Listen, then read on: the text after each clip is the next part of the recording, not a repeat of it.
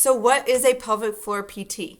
Well, a pelvic floor PT is a physical therapist, and a physical therapist is a musculoskeletal and neuromuscular expert in their field. So during our training, when we're getting our graduate degree, we get extensive training from the early development, even in utero, all the way up the lifespan until elderly. So we have tons of education regarding the true musculoskeletal system and what's going on.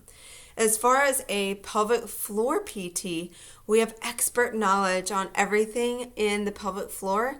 But what's cool about most of the pelvic floor therapists, and I hope that I am treating this way as well, is that we look at the whole body as a picture. It's not just the muscles underneath the pelvic floor. They are connected and they are surrounded by the hip and the glute musculature, which is also connected up the chain all the way up and down the chain. So usually if a pelvic floor has a dysfunction, there's also some other component that's going along with it.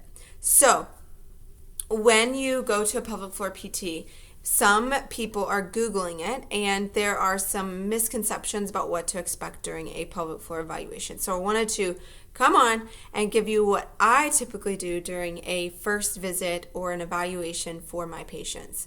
Ideally, I've conversated with them. Ideally, they've sent me some history. Otherwise, I'm going to spend quite a bit of time of their history. I'm going to go over anything that they've been through in their life, hopefully regarding pregnancies, deliveries, if they've never had a baby. Depending on what they're in there for, I'm going to be looking at a long time before, and then if they remember any onset of injury. Sometimes there's no injury, sometimes there's a significant event that occurs. After going through your history, I'm going to look at your body in standing. I'm going to assess the way you're standing. You may not know I'm doing it at the time, but I am.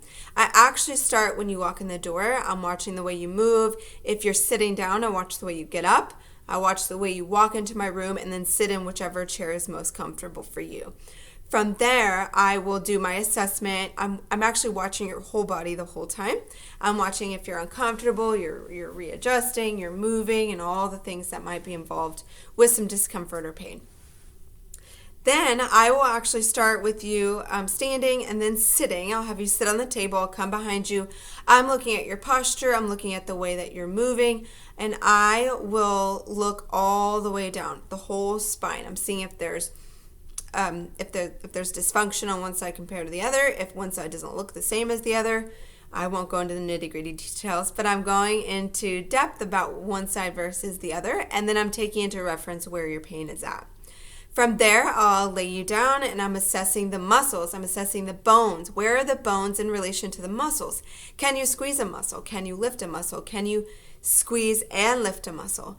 Are they coordinated? That's a key component that you're going to learn hopefully in the next few videos, that the coordination is key. If there's no coordination in a muscle, for any muscle, then you're going to have some sort of dysfunction or a compensating pattern. So I want to look at everything the way you're moving. Then I'll flip you over to your belly and I'm looking at the hips, and it depends on what you're coming in there for. If you're not coming in for your low back or hips, you're just coming in for hormones, I might not, but at the same time, I also want to get an idea of what's happening with your body and how it's moving. From there, I will do my assessment, and then I will do some manual therapy. I'm a very hands-on manual therapist, and so I don't just say, hey, you have this, this, and this wrong. I need you to come back and follow up with me. No, I'm going to spend as much time as I have to be able to get through what we can. Are the bones moving? If they aren't, I try to help them move. Are the muscles moving? If they aren't, we need to try to co-contract them and figure out how to get brain and muscle activated. Then if we have time and if it's absolutely appropriate, that's when the internal evaluation is talked about. Sometimes patients are totally on board, they're ready to go, they want to find all their issues.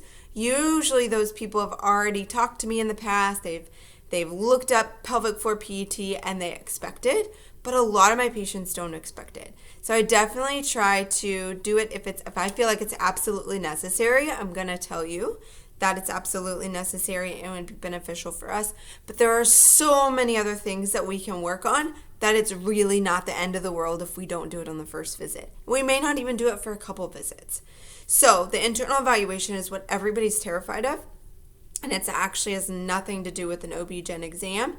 There's no stirrups, there's no speculums, there's nothing crazy. So I'm going to post in another video on what the pelvic floor is, what the muscles are, what they do, and then I'm going to have a video about what a pelvic floor evaluation is, what it entails, and what to expect whenever you do have to have an internal evaluation from my perspective. All pelvic PTs are different. We have training from different areas, but even if we have the same training, we all have different experiences and we all have different patient populations. So try to hone in and find what works for you.